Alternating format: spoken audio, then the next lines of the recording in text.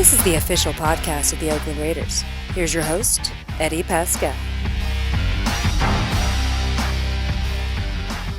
Eddie Paskal, 1220 Harbor Bay Parkway. Producer Trav on the ones and twos per usual. And I mean, all kidding aside, this offseason really hasn't felt like an offseason at all. There's a ton of stuff going on. It seems like every day there's a personnel move, a couple personnel moves. Something's going on. It's been a whirlwind since head coach Jon Gruden got back out of the booth and took control back here of the silver and black.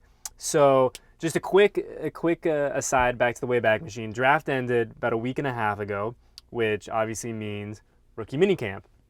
But before rookie minicamp, we take a look at the undrafted guys. The undrafted free agents, kind of that mad scramble as soon as the draft ends, and the scouts and the personnel dudes just start calling. It kind of reminds me of like a New York Stock Exchange type of deal. So when all was said and done, Raiders had 6 undrafted free agents they announced late last week, I should say.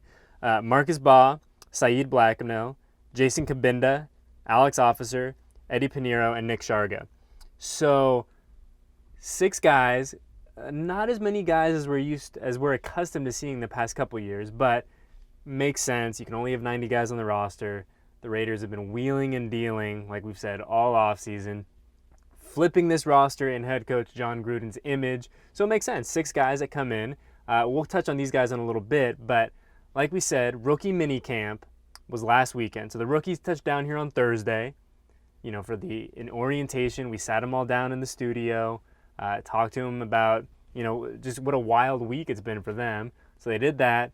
They got their numbers, they got their helmets, they got fitted for gear, they met the coaches, all that jazz on Thursday. And then Friday, boom, right into it, rookie minicamp. So now, just to discuss rookie minicamp and everything that's been happening, we bring in our senior rookie minicamp correspondent, Kyle Martin. Happy to be here, Eddie. Absolutely, Me, yes, as always. yes. Feels good to be back in the lab. Absolutely. So, all right, dude, rookie minicamp. It's a lot. I mean, so obviously your Derek Carrs, your Khalil Macks, Coop, Jordy Nelson, all those dudes, obviously not at rookie minicamp.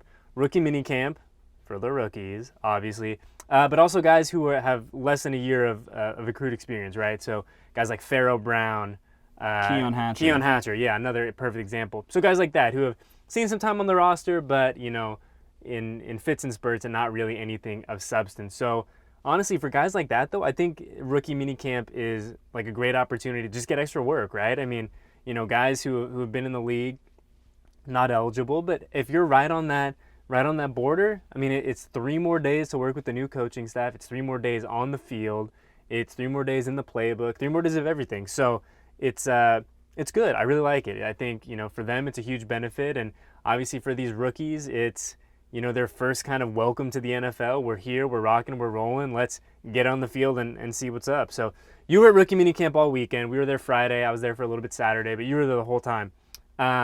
Just top line thoughts, guys that stood out to you. And actually, before we even get to that, I think one of the themes for us the past, month or two since the team really got back on the field has been energy, right?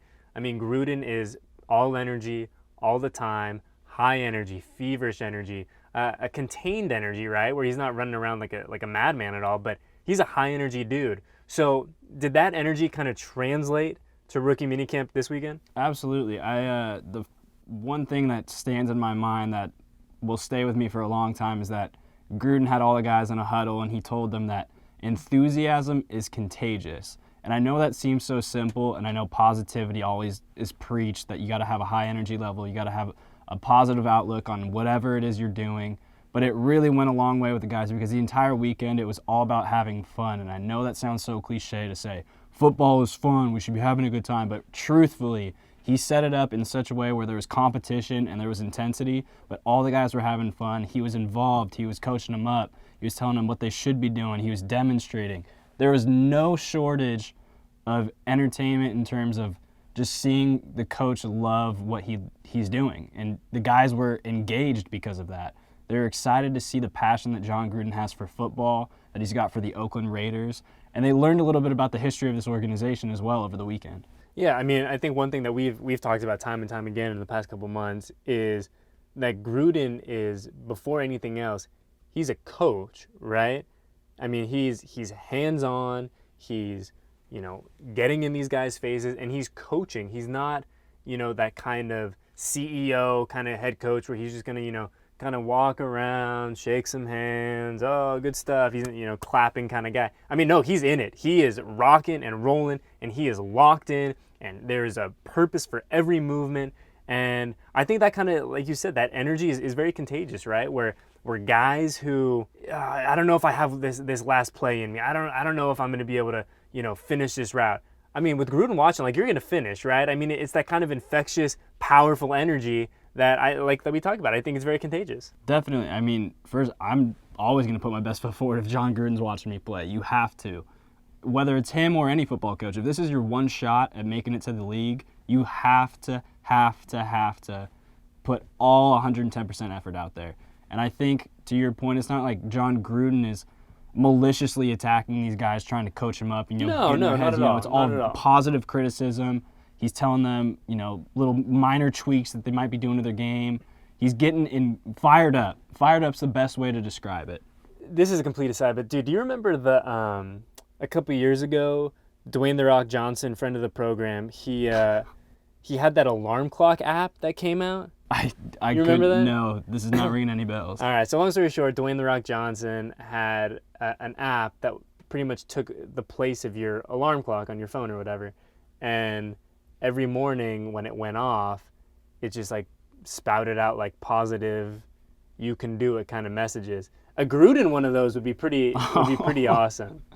Yeah, man, I can't even imagine the types of things that would scream out at you right as the crack of dawn, the rooster's crowing, you hear Gruden barking at you from your bedside. Right? I mean, and the thing with The Rock, too, is that The Rock's was, like, set for, like, the time, like, he woke up that morning. So if, like, he was waking up at, like, 4 a.m., you had, the option to wake up at 4 a.m. or whatever. But can you imagine getting awoken at 3:30 or whatever, 3:16, whatever time Gruden's waking up at, and just barking at you? I mean, you'd probably get to the gym at least. Maybe, I'd probably get a decent walk in or a nice run, but I can't imagine myself watching film at 3:45 in the morning, man. My eyes are halfway shut. Yeah, right. Okay, so rookie minicamp, obviously, I guess leading into it, the draft class, right? The 9-man draft class. They obviously get a chance to get on the field, get their work in. They had kind of a different schedule, different program than the rest of the guys who were out there. Didn't go, the full 2.5 hour sessions, which makes sense, right? I mean, rookie minicamp, outside of getting these guys a chance to get in the playbook, break a sweat, it's really about seeing a lot of these undrafted and tryout guys get to work. I mean, what you really want to see from your draft class is you want to see them out there healthy. You want to see them running around. I guess you really want to see them kind of that next level, that upper echelon, to say like, hey, these are, we drafted these guys for a reason. So being there all weekend, Kyle, and I know we just said they were kind of out there in a limited capacity, but who really stood out to you from the draft class itself? We'll get to the UDFAs and the tryout guys in a sec, but from the draft class, the 2018 class, who really kind of had you going, oh, okay? Well, I mean, after we picked him in the 3rd round, I was pretty fired up about Arden Key, but watching him this weekend work with Moe Hurst and PJ Hall got me extremely excited to see what he's able to do with Khalil Mack and Bruce Irvin. He's obviously very explosive, as you can tell before this weekend, just watching him on tape and whatnot, but a lot of people like to use the word raw, but he's a little more polished than that. He's got the size, and he's lengthy, man. He can blow past the edge. He can get low. He can really bend down to the ground and keep his balance. He's going to be a force to be reckoned with. I'm going to say it right now. The guy is exciting to watch. Hot Take Tuesday. How many sacks Arden Key 2018? Oh, man. Bold prediction. Arden Key at least gets 5.5, 6 sacks this year. That's a good number. I can ride with that number. Yeah, dude. Arden Key is going to be a beast. 3rd rounder, but obviously 1st round kind of talent. And one thing I like about Arden Key, not lacking confidence at all. Dude is like fired up, knows he can be an elite pass rusher in this league, and I think it's just now he's got to prove it, right? I mean, and if best case scenario with him, he's kind of that perfect 3rd rusher when Khalil needs a blow or Bruce needs a blow, and you bring in Arden Key in the 4th quarter when you need that big sack, you need that big tackle for loss on 3rd down, he's going to hopefully be your guy. Definitely. I also want to add, too, that he had the opportunity to kind of go one-on-one with Colton Miller as a couple of the other pass rushers. Colton Miller's a tough guy to move. That's a big man. Yeah, as we've discussed. I mean, he's 6'9", 310, not someone that you can easily shove around. And he was, knocking people off their path, doing everything necessary to be a dominant tackle on the either right or left side, no matter where you want to put him. Sure. So yeah, Arden Key, obviously beast. The one guy that I kind of stood out to me, and you can't really pick a bad guy at this point. I mean, it's so fresh, everyone's so fired up. But Moe Hurst is a guy that really stood out to me. And as dominant as he can be on the field, and we've talked about it here a bunch, like if Mo is rocking and rolling, steal of the draft, hands down at this point, right? Mm-hmm. A first round guy you get in the 5th round. But what I really liked about Mo is kind of what he said off the field. He was, obviously so much has been made about his health conditions and things like that. And, he kind of said it, Coach Gruden said it, and he said, look, the heart, quote unquote, issue isn't an issue. And I don't really want to talk about it anymore.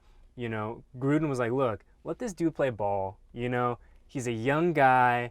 He's here to play football. He's obviously, his health is what it is, right?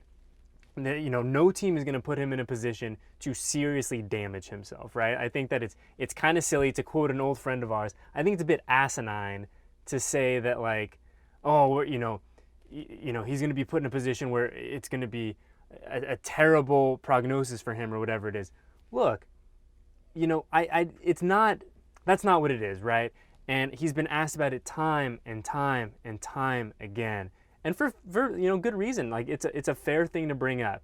But that chapter's closed, right? The Moe Hurst heart chapter is closed. He was very polite, very well spoken about it. Obviously, it's something he's thought a lot about. And, him and Coach were kind of in lockstep, being like, look, this chapter of Moe Hurst's career is done. The heart issue is not something we're going to talk about anymore. And I think that for a young guy like him in his position, that's got to be such a relief off of his shoulders that he's not going to have to be asked about this over and over and again. Let this dude go out there, play football, be who he is, and let's move on from it. Coach said it the best. Look, we're not here to discuss Mo's heart anymore. It is what it is, and we're on to the next. And like I said, I know we're going round and around, but I thought Mo handled it exceptionally well, right? I mean, I can't imagine how frustrating and tiring it is to have to answer the same question over and over and over again, and to constantly have to tell people, look, I'm okay. It's something I'm going to deal with. I have to get it checked out every year, but I am okay. So that was great to hear. And so this is us officially putting Mo's heart, his situation to bed too. So that is the last you're going to hear from us talking about Mo's heart. But yeah, on the field, dude can be a dominant interior rusher.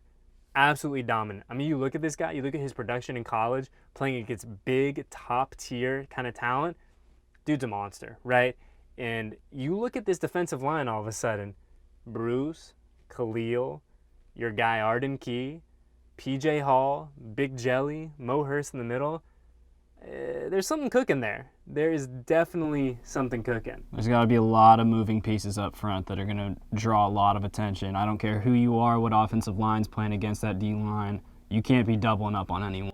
No, not at all. And, the one thing that we've heard time and time again about Mo, I think it's 2 things, right, is just his strength. Like, he is a strong, quick, big fella, which is music to my ears.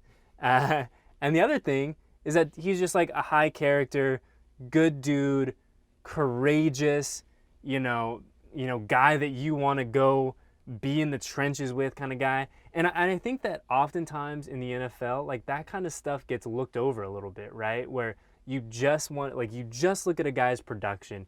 You just look at a guy and, oh, he had X amount of sacks, X tackles for loss in X games during his college career. But I think that there is something to be said for being a good teammate, a courageous guy, a guy that your teammates want to line up against, and I think that's Moe Hurst. So obviously I'm pounding the drum for Moe Hurst. He's a guy that I really am looking forward to, 1, getting to know a little bit better, but 2, seeing on Sundays. So rookie minicamp was our first kind of chance to do that, and I think the future is so bright for this dude, and I'm fired up. You fired up? How couldn't you be? After that, singing the guy's praises. I agree with all of it. Moe Hurst, baby. Uber driver Moe Hurst. Yeah, Uber driver Moe. Uber driver Moe, man. So I pulled a book or a page out of your book when we were sitting down with him the other day, and I asked him, what is his weirdest Uber story? That's my favorite question to ask any Lyft driver, any Uber driver. Yeah, you say, what's your weirdest story? But yeah, so tune in, Raiders.com. You'll find out what Moe's most unique Uber situation was. And like I said, he's a good dude. UDFAs now, right? So much of rookie minicamp is getting a better read on them. I mean, there's only so much you can take from seeing these guys on tape and talking to coaches and pro days, yada yada. But now you get to see all these guys in uniform, running plays, running routes, doing their deal. And like we said, the Raiders only signed 6 undrafted free agents, which, as we mentioned, is a bit of a deviation of from the pattern of years past. But it's a pretty interesting list, and I think that we'd be remiss not to mention the top guy on that top, whatever adjective you want to use, but the guy who kind of jumps off the page when you look at that list is the kicker from Florida, Eddie Pinheiro. Not only teammate of Johnny Townsend, the punter, but a dude with an absolute cannon of a leg. He's got a YouTube video floating around. Go check it out, where he kicks an 81-yarder, I think it is. That's ridiculous. Yeah, dude. I mean, I was probably not the peak of my athleticism when I was 16, but we had, I was on the soccer team, and the kicker for the football team got hurt. I think he tore his ACL or something. So one day the football coach comes out to soccer practice, and he goes all right, boys, can any of you guys kick field goals? And so we're like, oh man, I guess. And so he kind of just lines us up, and we took a couple warm-ups, and I knocked one in from 32. So 32. That's not bad. No, not bad, but that was without pads. That was without anyone coming at me. How did it look going through? Was it kind of wobbly, or did it have that straight up and down spiral, I'm going to say right in the middle. It definitely wasn't a duck. It got there, but it certainly wasn't a sea bass or a Giorgio or a Pinheiro kind of kick. But it got there. So, but dude, I literally had to put everything I had into getting it 32 yards. I can't even imagine Did someone hold it for you? Yeah, we had a holder. Oh, yeah, okay. Yeah, we had a holder. It wasn't one of the little stand-up No. things? We took warm-ups on the stand, but yeah, when it was for the quote-unquote tryout, yeah, we had a dude holding for us. But 81 yards is just ridiculous. So yeah, he's obviously a guy that I think seeing him and Giorgio go back and forth throughout the offseason program and training camp is going to be a lot of fun.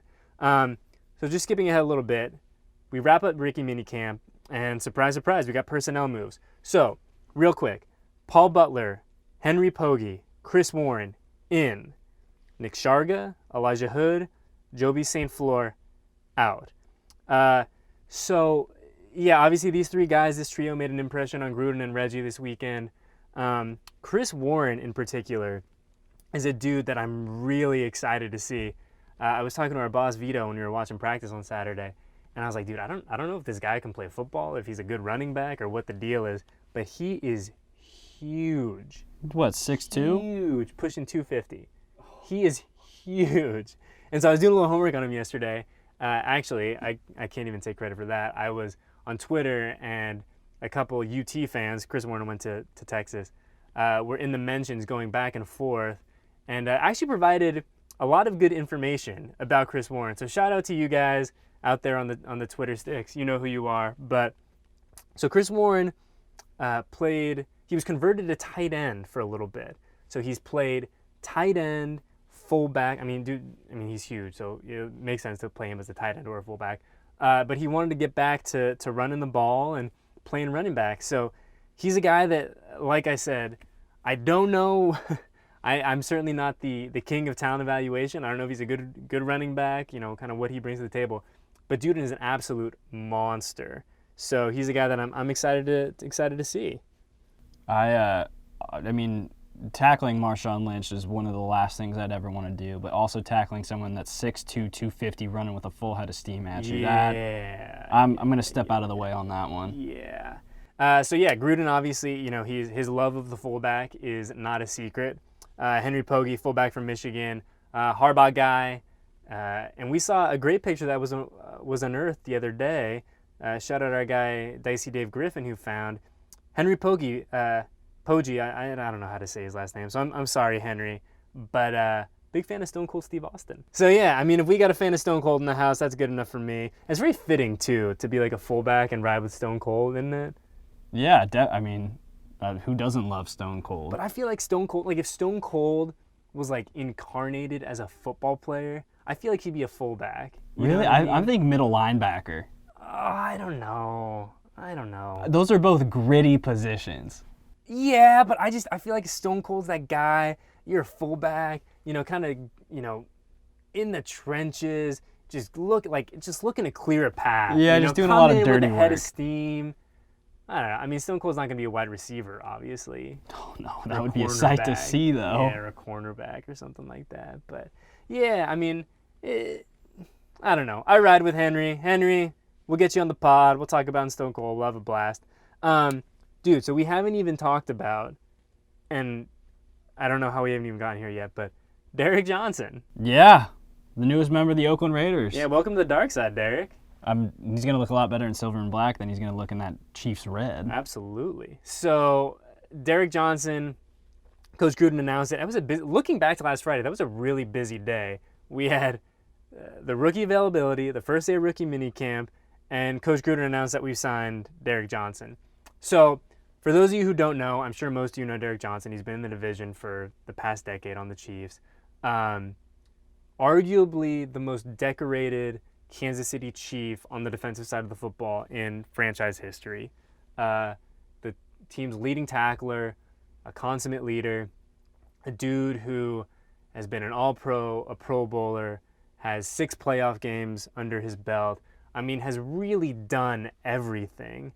And he kind of, yes, he's certainly in the latter portion of his career. I mean, I don't think that anyone would deny that. I don't think he would deny that. But this is a dude who's still got a lot of juice left in the tank. And, we saw him at practice yesterday. He was on the field after going through meetings and stuff with his new teammates. I mean, this isn't a dude who looks 35, though.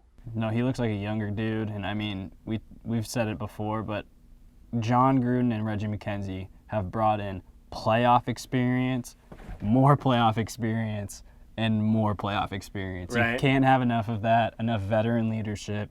We've got a young core on the Raiders. I mean, I think that's something that we need to just talk about straight off the bat, is that, yes, I mean, you look at the age of this team, and you have a very young nucleus, right? Derrick, Khalil, Coop, Joseph, yeah. All young guys. But, there's definitely position groups that skew a little bit younger and skew a little bit older. That's, it's not a surprise. It's any football team in the NFL.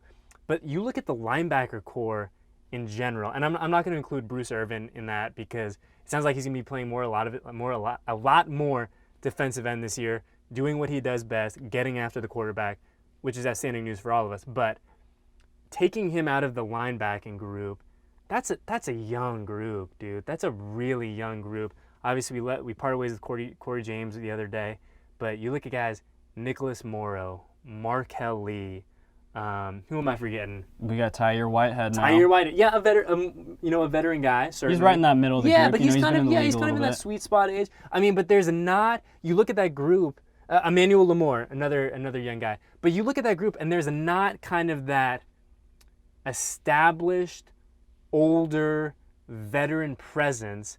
And I think that's exactly what Derrick Johnson is and what Derrick Johnson is going to be for that position group. I mean, you put him in there right now, day one, and that group is better than it was the day before. Definitely. I mean, they say anywhere you look in the NFL, the linebacker position is the quarterback spot of the defense, sure. Right? They're seeing the field, they're conducting the plays, they're telling people where to line up, where they need to be. Yep. Derrick Johnson's seen pretty much any situation that you can put him in the NFL. Absolutely.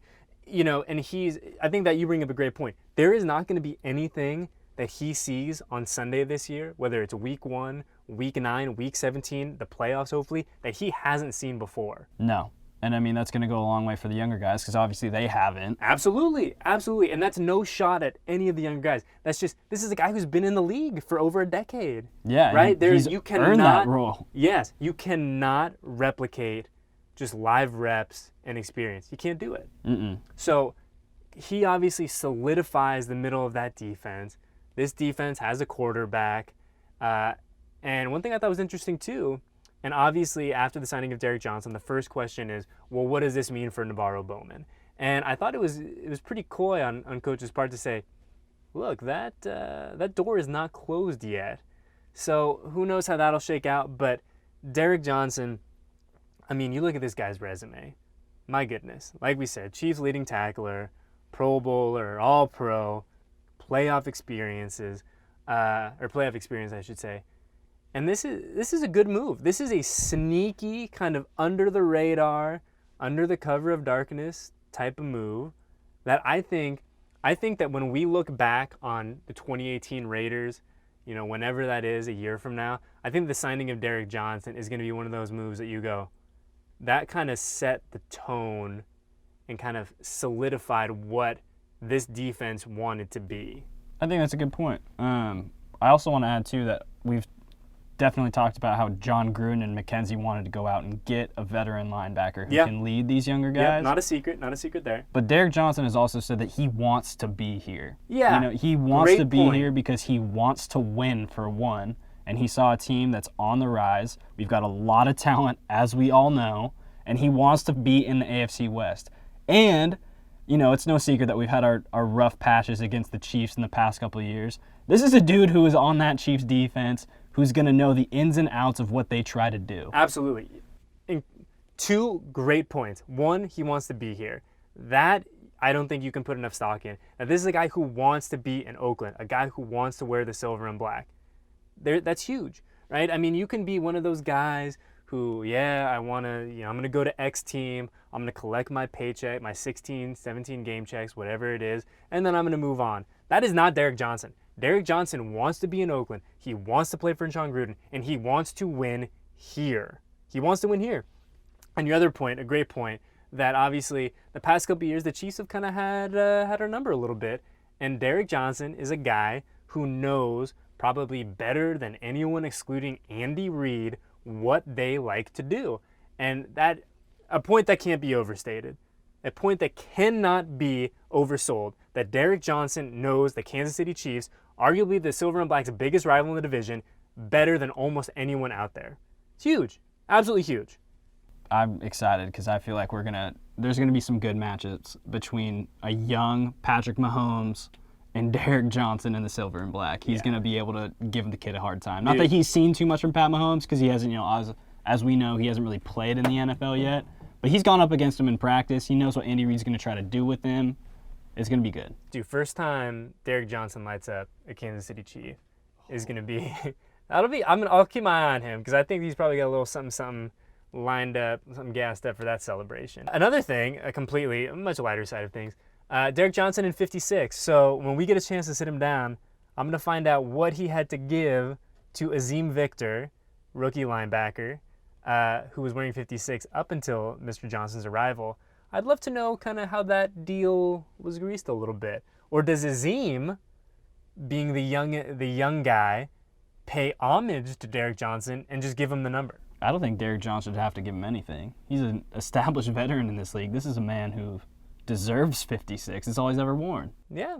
But you never know. I mean, you never know. You could give him some friendly compensation. Yeah, friendly. Hey, let me take you out to dinner, or hey, let me, do something nice for you, for the number. So I'm interested to see how that works. And our guy Matt Walks had a great little point. He goes, if Azim Victor ends up becoming, the next Derrick Johnson, right? He becomes this Hall of Fame linebacker. That's going to be a good trivia question. Is what number did Azim Victor start his career in? Because it won't be in 57. Nope. We're done. We're wrapping up. God, it seems like we've been in here so much recently, but I'm having fun. I'm having a good time with it. Having fun chopping it up with you.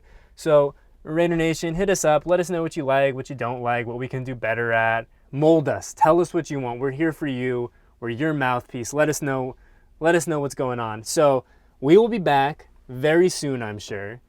because it seems like it's just that kind of off season, right? Where we kind of live here. There's a lot to talk about. Yeah, absolutely, which is a good thing. For our purposes, it's great. I'm not complaining at all. I love getting in the lab. So yeah, we will be back very soon. We'll catch you on the flip side. Per usual, a huge shout out to producer Trav, who is the real mastermind behind this, really. Kyle, thanks for hanging out, and we will catch you guys next time on the Official Raiders podcast. Thanks for listening to the official podcast of the Oakland Raiders.